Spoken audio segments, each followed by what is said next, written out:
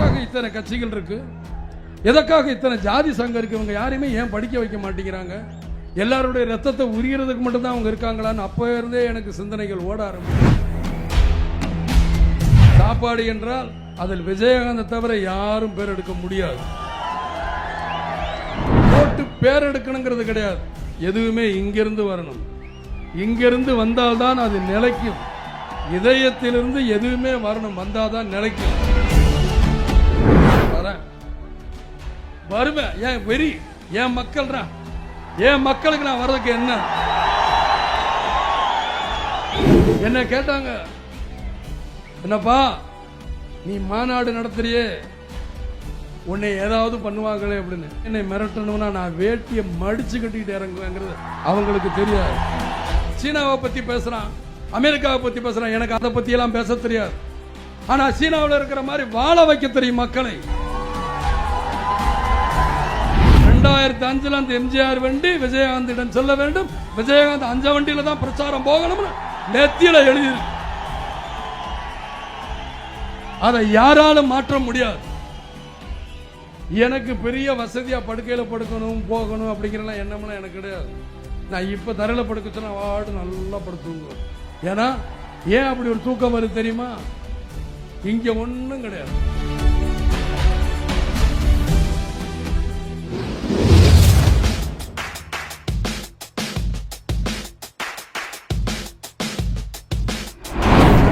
இருக்கும் பொழுது எனக்கு மனுக்கள் நிறைய வரும். அந்த மனுக்கள் அவங்க கஷ்டப்படுறது, நாங்க இப்படி கஷ்டப்பட்டிருக்கோம், எங்க குழந்தைகளை படிக்க வைங்க படிக்க வைங்க படிக்க வைங்கிறது தான். அப்ப யோசிப்பேன், எதற்காக இத்தனை கட்சிகள் இருக்கு? எதற்காக இத்தனை ஜாதி சங்கம் இருக்கு? இவங்க யாரையுமே ஏன் படிக்க வைக்க மாட்டேங்கிறாங்க?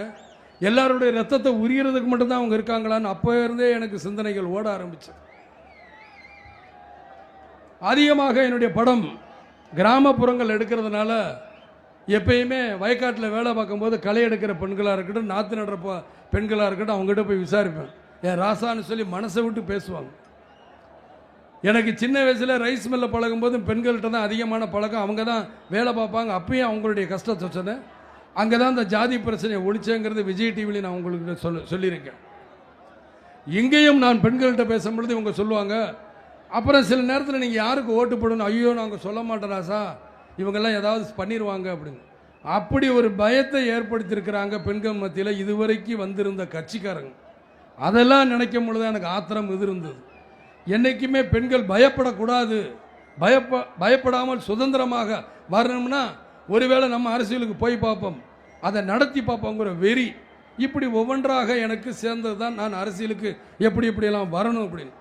அப்படி வரணும் அப்படிங்க போகும்பொழுது தான் அங்கே படப்பிடிப்பில் நீங்கள் பார்த்தீங்கன்னா, நான் பெருமைக்காக சொல்லிக்கல, என்னுடைய சொந்த படம்னால் அங்கே 2000 பேர் இருந்தாலும், ஏன்னா நான் பார்க்கறது அந்த விவசாயிகளை, அந்த பெண்களை, கஷ்டப்படுற ஒரு நாளைக்கு 40 ரூபா கூலி வாங்குற அந்த பெண்களை, என் தாய் குலத்தை, என் சகோதர சகோதரிகளை பார்ப்பேன். பார்க்கும் பொழுது அவங்களை நான் சொல்லுவேன், நான் என்ன சாப்பிட்றேன்னா கேமராமேன் என்ன சாப்பிட்றாரோ டைரக்டர் என்ன சாப்பிட்றா, அதனால் அவங்களுக்கு அதே மாதிரி லைட்மேனாக யாராக இருந்தாலும் ஹார்லிக்ஸும் போனி விட்டாவும் தான் கொடுக்கணும், வேறு எதுவும் கொடுக்கக்கூடாது. ஏன்னா ஹார்லிக்ஸும் போனி விட்டாவும் நல்ல ஊட்டச்சத்து இருக்குன்னா முதல்ல அதை அவங்களுக்கு கொடுங்க அப்படின்னு இன்னைக்கு வரைக்கும் நான் அதை தான் செஞ்சுக்கிட்டு இருக்கேன். என்னுடைய உழவன் மகன் படம், சொந்த படம் ஆரம்பித்ததுலேருந்து சுதேசி வரைக்கும் நான் இதைத்தான் செஞ்சுக்கிட்டு இருக்கேன். நீங்கள் போகிற எந்த ஷூட்டிங் லொக்கேஷனில் போய் தைரியமாக நான் மாறுதட்டி சொல்லுவேன், சாப்பாடு என்றால் அதில் விஜயகாந்தை தவிர யாரும் பேர் எடுக்க முடியாது. ஏன்னா போட்டு பேர் எடுக்கணுங்கிறது கிடையாது. எதுவுமே இங்கிருந்து வரணும். இங்கிருந்து வந்தால்தான் அது நிலைக்கும். இதயத்திலிருந்து எதுவுமே வரணும், வந்தாதான் நிலைக்கும். இத்தனை பேரும் 25 வருஷமா இருந்து நீங்க வந்திருக்கீங்கன்னா, என் பின்னாடி அரக்கால் டவுசர்ல போட்டிருந்த தலைவர்கள் இன்னைக்கு முழு மனுஷனா மேடையில் உட்கார்ந்துருக்காங்க. ஏன் நீங்களும் என்ன உங்களுடைய 10 வயசுலேருந்து அன்னைக்கு பார்த்துருப்பீங்க. இன்னைக்கும் என்ன ஏன் சொல்றீங்க? நான் செய்கின்ற உதவி உங்கள்கிட்ட போய் சேர்ந்ததுனால தான் எனக்கு இந்த வரவேற்பை கொடுக்குறீங்க. நான் 100 பேர் உதவி கேட்டால் நான் 100 பேருக்கு செஞ்சிருக்கேனாங்கிறதெல்லாம் கிடையாது. நான் செஞ்ச உதவி 5 பேருக்காவது போய் சேர்ந்திருக்குது என்ற மன நிம்மதி தான் எனக்கு. ஆனால் அந்த 5 பேருக்கு கூட கடந்த 30 வருஷமா ஒழுங்கா யாருமே உதவி பண்ணலைங்கிறது தான் என்னுடைய வாதம். இந்த வாதத்தை பார்த்து பார்த்து தான் நான் சொன்னேன், நான் வருவேன். ஏன் வெறி, என் மக்கள்ரா, என் மக்களுக்கு நான் வர்றதுக்கு என்ன? நானும் எல்லாரும் மாதிரி ஏசி காரில் நான் மட்டும் உட்காந்துட்டு போக வேண்டியதானே? நான் நடிச்சுட்டு போறேன், முதல்ல சம்பளம் கூட வாங்கிருக்கலாம், இப்போ குறைச்சி வாங்கிட்டு போறேன். ஆக பணம் தானே, அதை வாங்கிட்டு நான் மட்டும் உட்காந்துருக்கலாமே. நான் இன்னைக்கு சென்னையில் அழகா எங்கேயோ ஒரு ஆட்டம் பாடிக்கிட்டு இருக்கலாம், பாட்டம் பாடிக்கிட்டு இருக்கலாம், சண்டை போட்டுக்கிட்டு இருக்கலாம், நடிச்சுக்கலாம். நடிக்கல, எனக்கு தேவையில்லை. நான் வரேன். ஏன் வரேன்? சரியா, ஒருவேளை வேற மாதிரி இருந்தா கூட நினைக்கல. ஆண்டவன் மனிதத்தில் பார்த்தீங்கன்னா எனக்கு 2 ஆம்பளை பிள்ளை, அவன் எதையோ சம்பாரிச்சுக்கிறான், எப்படியோ போட. என்ன கேட்டாங்க, என்னப்பா நீ மாநாடு நடத்துறியே, உன்னை ஏதாவது பண்ணுவாங்களே அப்படின்னு. என்ன மிஞ்சி என்ன சார், வருமானத்துறையில் தானே பயமுறுத்த முடியும், வேற எதுலையும் என்னை பயமுறுத்த முடியாது. அந்த வருமானத்துறையை நான் வீடு வித்து தான் நான் இந்த மாநாடு நடத்துறேன்னு தவிர, மீதி நேரம் என்னை மிரட்டணும்னா நான் வேட்டியை மடிச்சு கட்டிட்டு இறங்குவேங்கிறது அவங்களுக்கு தெரியாது. ஏனால் இதற்கு முன்னாடி இருந்த அத்தனை கட்சிகளுக்கும் நானும் வேலை பார்த்திருக்கிறேன், நானும் ரவுடித்தனம் செஞ்சிருக்கேன், தெரியாம அலையாதீங்க. ஆமா, நான் இன்னைக்கும் சென்னையில் இங்கே மதுரை பத்திரிகையாளர்கள் இருந்தாலும் சென்னையிலேருந்து வந்த பத்திரிகையாளர் கேட்டிருக்காங்க, தனியாக தான் காரில் போகிறேன், தனியாக தான் வரேன், என்னைக்கும் எதற்கும் பயந்தவன் இல்லை, 6லும் சாவு 100லும் சாவு. நான் இன்னைக்கு நான் சொல்றேன், என்னுடைய அந்த அர்த்தத்தில் தான் இந்த அரசியல் கட்சி ஆரம்பிச்சேன். என்ன ஆக போகிறது, நம்ம சொத்தை அடைஞ்சாலும் சரி, நம்மளுக்கு தேவை மக்கள். இந்த மக்களுக்காக யாராவது ஒருத்தன் செத்து என்றால் என்னுடைய பேர் இருக்கட்டுமே. அந்த ஒரே உரிமையில தான் நான் முதல்ல வறுமை கோட்டு கீழே. நான் நிச்சயமாக சொல்றேன், ஆட்சிக்கு வந்தால் ஆட்சியில் இருக்கும் யாரா இருந்தாலும் செய்ய முடியும். உண்ண உணவு, உடுக்க உடை, இருக்க இடம், அடிப்படை வசதி, சுகாதாரத்தன்மை எதுவுமே செஞ்சு தர முடியும். நிச்சயமாக நான் வந்தால் அதைத்தான் செய்வேன். நான் டிசம்பர் மாதம் ஒவ்வொரு ஊரும் அவங்கள பார்க்க வரும், அன்னைக்கு நான் அதை சொல்லுவேன். ஏன்னா நான் மேலோட்டமாக ஏசியில் உட்காந்து மேலோட்டமாக இப்படியெல்லாம் மேடை பார்த்தவன் இல்லை. ரைஸ் மில்ல கடுமையான வேலை செஞ்சு மழையிலும் வெயிலிலும் காஞ்சி நான் நெல்லை அள்ளி குமிச்சவன். அதனால இந்த வெயிலும் மழையும் எனக்கு எந்த பாதிப்பும் செய்யாது. ஏன் உங்களை ஒன்றும் பண்ணல, நானும் கருப்பு நீங்களும் கருப்பு, ஒன்றும் பண்ண. காத்து கருப்பு பச்சா நம்ம ஏதாவது பிடிச்சுக்கிடுச்சுன்னா கருப்பு போட்டு வச்சுக்கடா அப்படிம்பாங்க.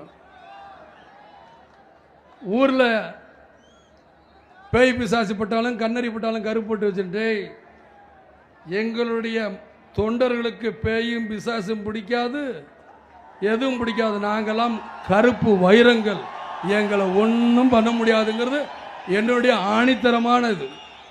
சிலர் நினைக்கலாம் ஏதோ இவர் கூட்டத்தை பார்த்து உணர்ச்சி வசப்பட்டு பேசுறாரா அப்படின்னு. நான் உணர்ச்சி வசப்படல, உள்ளதான் பேசுறேன். நான் நிறைய ஐஏஎஸ் அதிகாரிகிட்ட நான் பேசிக்கிட்டு இருக்கும் பொழுது பேசி பார்ப்பேன், நான் கண்ணார பார்ப்பேன், எப்படி நான் பார்க்குறேங்கிறத புரிஞ்சுக்கணும்.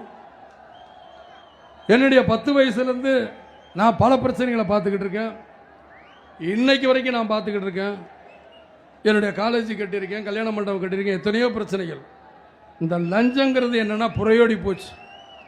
இந்த லஞ்சத்தை தீர்க்க முடியுமா அப்படின்னா தீர்க்க முடியும், எந்த கட்சியாலும் முடியாது ஒன்றுமல்ல. ஏன்னா நான் பார்த்துட்டேன் யார் யார் லஞ்சம் வாங்குறாங்கன்னு. ஏன்னா எனக்கு இந்த 25 வருஷமா 30 வருஷமா நான் எவ்வளோ லஞ்சம் கொடுத்துருப்பேன்னு எனக்கும் தெரியும். எப்படியெல்லாம் லஞ்சம் கொடுத்துருக்கேன், யார் யாருக்கெல்லாம் லஞ்சம் கொடுத்துருக்கேன். இதில் முக்கியமாக 5 துறை இருக்கு. அந்த 5 துறை இப்போ நான் சொல்ல விரும்பல, சொல்லுவேன். அந்த 5 துறையை திருத்தி காட்டுவேன். லஞ்சம் ஒழியுதா இல்லையா என்று பாருங்க. முடியாதுன்னு இவங்க சொல்றாங்க லஞ்சம் ஒழிப்ப. ஏன்னா இவங்க எல்லாரும் வெறும் லஞ்சத்தையே பார்த்துக்கிட்டு இருக்கனால லஞ்சத்தை ஒழிக்க முடியாது. அதுதான் உண்மை. நான் ஆத்திரப்பட்டு தான் சொல்றேன். உங்களையெல்லாம் எங்கேயோ உட்கார வச்சிருக்கலாம். ஒரு சீனாவை பற்றி பேசுகிறான், அமெரிக்காவை பற்றி பேசுகிறான், எனக்கு அதை பற்றியெல்லாம் பேச தெரியாது. ஆனால் சீனாவில் இருக்கிற மாதிரி வாழ வைக்க தெரியும் மக்களை. ஏன்னா மக்களோட அடிமட்டம் என்ன, அவங்களுடைய வழி என்னங்கிறது எனக்கு தெரியுமா. நான் நடந்து வந்திருக்கேன், நடந்து போயிருக்கேன், அவங்களோட தரையில் உட்காந்து சாப்பிட்ருக்கேன், அவங்களோட குடிசையில் உட்காந்து நான் தூங்கி இருக்கேன், சிம்னி விளக்கில் நான் படுத்தலாம் உருண்டிருக்கேங்கிறது யாரும் புரியாமல் இருக்கிறாங்க.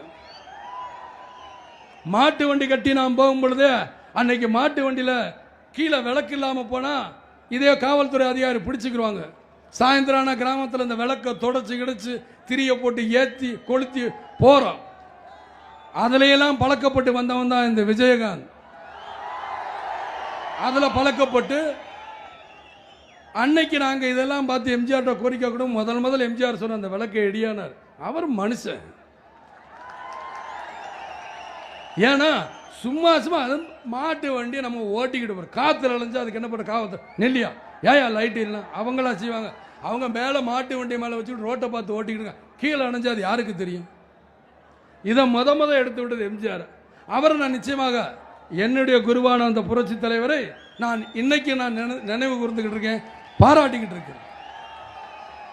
நான் புரட்சி தலைவரோட எம்ஜிஆர் இல்லை இல்லை நீங்கள் எல்லாரும் சொன்னா கூட, சிலர் சும்மா அவர் ஹம்பக் அடிக்கிறாருப்பா அப்படின்னு சொன்னா கூட இரு, அதற்கு ஒரு விளக்கம் தான் உங்ககிட்ட சொல்றேன். 1994 எம்ஜிஆரோட பிரச்சார வண்டி என் கைக்கு கிடைச்சது, அதை மாத்திரம் மறந்துடாதீங்க. எத்தனையோ பேர் எப்படி எப்படியெல்லாம் இருக்கும்போது கிடைக்கல. எனக்கு மதிப்புக்குரிய ஜானகி அம்மையார் என் கையில் கொடுத்தாங்க. ஆனால் அந்த வண்டியை எடுக்காமல் இருந்து எப்போ எடுத்திருக்கேங்க தயவுசெய்து எல்லாம் புரிஞ்சுக்க. 2005 அந்த வண்டி நம்பர் 2005. இது நான் கேட்கல, ஆண்டவன் கொடுத்துருக்கிறான். ஏய் 2005 அந்த எம்ஜிஆர் வண்டி விஜயகாந்திடம் சொல்ல வேண்டும், விஜயகாந்த் அந்த வண்டியில தான் பிரச்சாரம் போகணும்னு நெத்தியில எழுதியிருக்கு. அதை யாராலும் மாற்ற முடியாது. என்னுடைய தொண்டர்கள் சொன்னாங்க, தலைவரே உங்களுக்கு வேணுமென்றால் எம்ஜிஆர் தலைவர், எங்களுக்கு நீங்க தான் தலைவர். நாங்க ரொம்ப சந்தோஷம். ஆனால் ரத்தத்தின் ரத்தம்னு சொல்றமே, அந்த எம்ஜிஆருக்கு நான் தலைவர், அதே ரத்தம் தான் உங்களுக்கும். அதனால என்னுடைய தோழர்களும் என்னுடைய தொண்டர்களும் எம்ஜிஆர் ரசிப்பார்கள், என்னுடைய தொண்டர்களும் எம்ஜிஆரின் ஆள்கள் தான் நான் சொல்லிக்கிட்டேன். ஆகையால இவ்வளவு பெரிய ஒரு சக்தி இருக்கும்போது லஞ்ச லாபனத்தை ஒழிக்க முடியாதுன்னு பேசிக்கிட்டு இருக்கிறதெல்லாம் தவறு. அதான் பத்திரிகையில் கொடுத்தேன். இன்னைக்கு நம்ம 25 வருஷம் ஆச்சு. இந்த 25 வருஷத்தில் எவ்வளோ தலைமுறைகள் உருவாகியிருக்கும். அந்த 25 வருஷத்து தலைமுறைகளுக்கு உண்டான சொத்துக்களை நீங்கள் தலைமுறைகளுக்கு உண்டான நல்லதை மக்கள் அந்த நல்லதை இந்த தலைவர்கள் மக்களுக்கு செஞ்சாங்களா? செய்யலை. வெறுமன இவங்க சொந்த பந்தம், இவங்க பேரன் பேத்தி முப்பாட்டை கிப்பாட்டை அவங்களுக்கு தேவையான மட்டும் தான் சேர்த்து வச்சிருக்காங்க. இது என்னையா கொடுமை? இந்த கொடுமை எனக்கு சுத்தமாக பிடிக்கல. ஏன்னா நான் வரணும், நான் நல்ல சுகமாக இருந்து கூட இப்போ அரசியலுக்கு வரணும், என்னை காலம் தள்ளிட்டு வருது, போடாங்கிறதான் தள்ளுது. வரேன், எனக்கு ஒன்றும் கிடையாது. நான் வாட்டும் உங்கள் வீட்டுக்கு வந்தால் ஒரு டம்ளரில் கஞ்சி வாங்கி குடிச்சிட்டு டக்குன்னு போய்கிட்டே இருப்பேன். நான் அந்த குணத்தை சேர்ந்தவன். எனக்கு பெரிய வசதியாக படுக்கையில் படுக்கணும் போகணும் அப்படிங்கிறலாம் எண்ணம்லாம் எனக்கு கிடையாது. நான் இப்போ தரையில் படுக்க சொன்னால் வாடு நல்லா படுத்துங்குவேன். ஏன்னா ஏன் அப்படி ஒரு தூக்கம் வருது தெரியுமா? இங்கே ஒன்றும் கிடையாது. எனக்கு இந்த மனசில் எந்த பயம் கிடையாது. என்னை திட்டுறியா திட்டிக்க போயா, எனக்கு ஒரு நிமிஷம் உங்க அவருக்கு அதுக்கு மேலே வேண்டாம், போட்டும், மனித பிறப்பு தானே, அப்படி தான் நான் நினைப்பேன். 5 கோடி ரூபா நஷ்டமாக கொஞ்சம் நேரத்தில் இருக்கும், 10 நிமிஷம் கழிச்சு விட்டு தொலை சம்பாரிச்சிங்க இல்லாட்டி போட்டும், நம்மளுக்கு போகணும்னு தலையெடுத்தா அந்த 5 கோடியும் போய் தொலையிட்டோம், அப்படின்னு தான் நான் நினைப்பேன். அந்த மாதிரி தான் என்னுடைய வாழ்க்கையும் நான் வாழ்ந்திருக்கேன். ஆகையினால இப்பயும் நான் சொல்கிறேன், இன்னைக்கு நான் சொல்கிறேன், இதே மதுரையில் நான் பிறந்த ஊர்லங்கிறதுல சாட்சியாக முருகன் இங்கே இருக்கார். இதே முருகன் மேலே தர்காவும் இருக்கார். எல்லாரையும் சாட்சியாக வச்சு சொல்கிறேன். கிறிஸ்துவ மதம் நான் படித்த ஸ்கூல்கள் அதிகமாக இங்கே கிறிஸ்துவ ஸ்கூல் தான். அந்த ஸ்கூல்களின் சத்தியமாகவும் சொல்கிறேன், நிச்சயமாக லஞ்ச லாவணத்தை ஒழிக்க முடியும். நிச்சயமாக அதை நான் செய்து காட்டுகிறேன்.